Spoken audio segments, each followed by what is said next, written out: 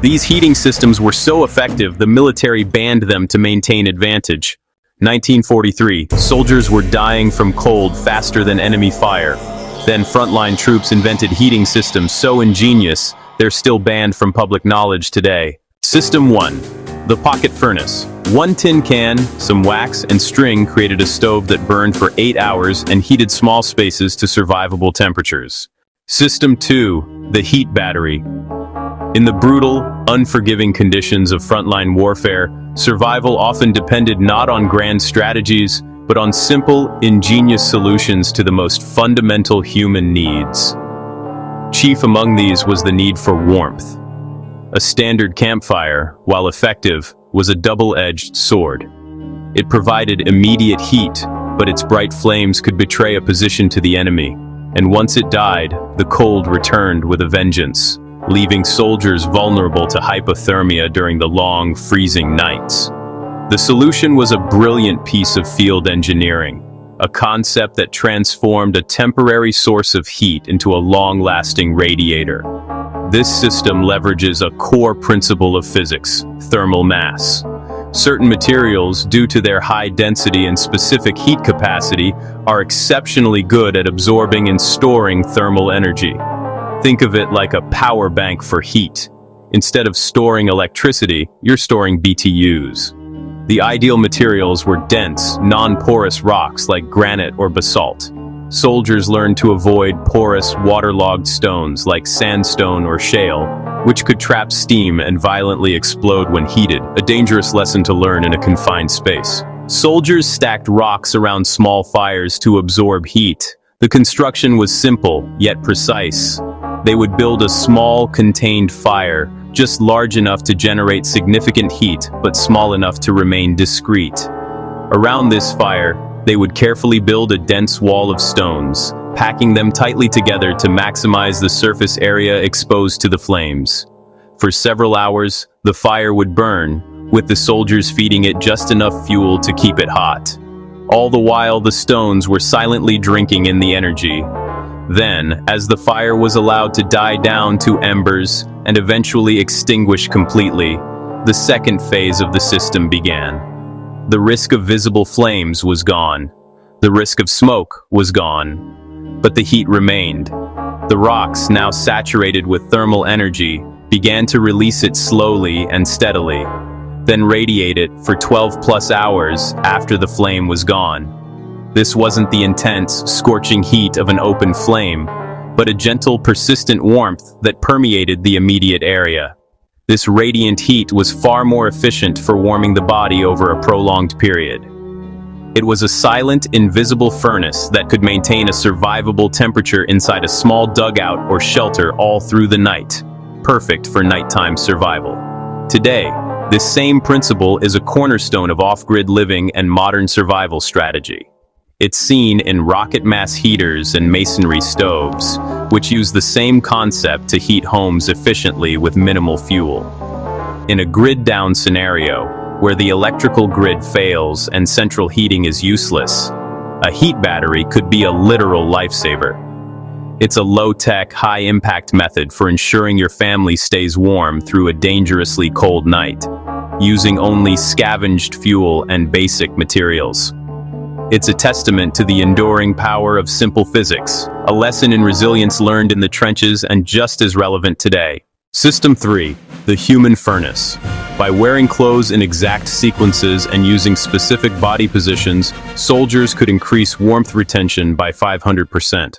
System 4. The invisible heater. Using only food cans and alcohol, soldiers created heaters that produced immense heat with no smoke or light to reveal positions. System 5. The natural insulator. By digging specific underground shelters, soldiers used the Earth's constant 55-degree temperature to survive Arctic conditions above ground. System 6. The heat mirror. In the unforgiving cold of a European winter, warmth wasn't a luxury, it was a critical component of survival, as vital as ammunition or rations. But a conventional fire, while providing some comfort, was incredibly inefficient and dangerous. It consumed precious fuel rapidly and broadcast a soldier's position for miles with its light and smoke. A staggering amount of its heat, often more than 80%, simply radiated uselessly into the sky. The challenge was to capture that wasted energy and put it to work. The solution, born from battlefield ingenuity, was a principle of physics applied with scavenged materials. This is the heat mirror, or reflector oven. Using salvaged aluminum, soldiers built reflectors that directed all heat from small fires into sleeping areas instead of wasting it to the air. The concept is brilliantly simple. Any polished, reflective surface can bounce radiant heat in the same way a mirror bounces light. By shaping this material into a parabolic curve, like the inside of a satellite dish, they could collect the heat radiating from the back and sides of a fire and focus it into a concentrated beam. The effect was transformative. A tiny, almost smokeless fire, built with just a handful of twigs, could now project the warmth of a much larger blaze. This focused beam of infrared radiation could be aimed directly at a soldier's bedroll, a lean-to shelter, or a dugout entrance, warming the occupants and their gear without creating a massive, visible flame. This system had multiple tactical advantages. First, fuel efficiency.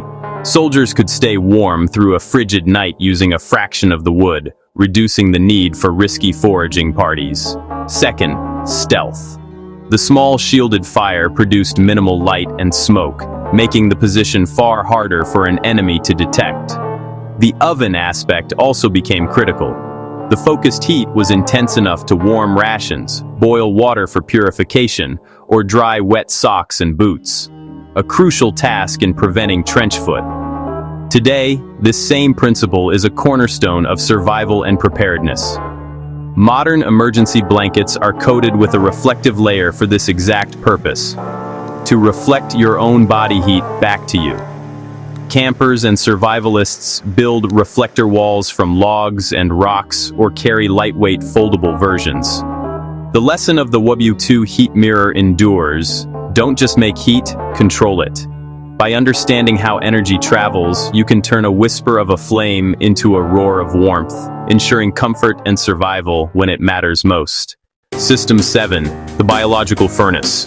Properly layered compost piles generated 130 degrees heat for weeks, providing steady warmth without fire. System 8, the thermal reservoir. Hot water in sealed bottles provided 6 to 8 hours of radiant heat, turning sleeping bags into warm sanctuaries. With power grids failing and energy prices exploding, these banned systems are no longer history. They're your family's survival plan for the coming winter. What you have right now: cans, bottles, newspaper, candles. In 24 hours, you can be winter crisis ready without depending on the failing grid. For decades, a critical piece of survival knowledge has been deliberately kept from you. It wasn't lost to time, it was actively suppressed. Think about the harshest conditions humanity has ever faced: the frozen, muddy trenches of the world wars. Gap. In those desperate times, soldiers, engineers, and ordinary people, driven by the absolute necessity of survival, developed ingenious heating methods that required no electricity, no gas lines, and no complex machinery. These weren't just clever tricks, they were lifelines. They were so effective, so simple to replicate, and so independent of any established supply chain that they posed a strategic problem. They banned these systems to maintain military advantage. An army that can live off the land, independent of vulnerable supply lines, is a powerful force. But a civilian population that can do the same? That's a population that cannot be easily controlled or coerced. By making you dependent on a fragile, centralized grid, they made you vulnerable. Every winter, you place your family's safety in the hands of a system that can be shut down by a storm, a cyber attack, or simple incompetence. They sold you convenience, but the real price was your independence. Now you know the truth. The real truth is that your safety has been outsourced. The illusion of security shatters the moment the power cuts out and the temperature plummets. The cold that seeps through your walls in that moment is more than just a physical discomfort. It's the chilling realization of your own helplessness. You've been taught to wait for the authorities, to wait for the power company, to wait for someone else to save you. But as we've seen time and time again, when a crisis hits, you are on your own. The cavalry isn't coming. Your winter survival doesn't depend on utilities. It depends on applying these forbidden techniques starting today.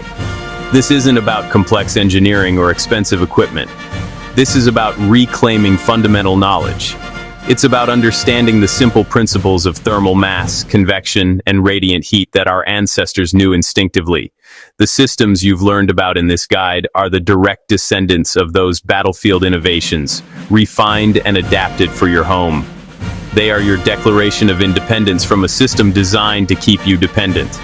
Every moment you wait, every day you procrastinate, is a gamble you're taking with your family's well-being. The signs are all around us. An increasingly unstable grid, unpredictable weather, and growing global uncertainty. Don't wait for the hum of the refrigerator to stop. Don't wait until you see your breath inside your own living room. The time for action is not tomorrow, not next week, but right now. This knowledge is your power. Building these systems is your insurance. Take back control. This is your urgent call to action. Your journey to true self-reliance and security begins with the first brick you lay, the first component you assemble. Start now.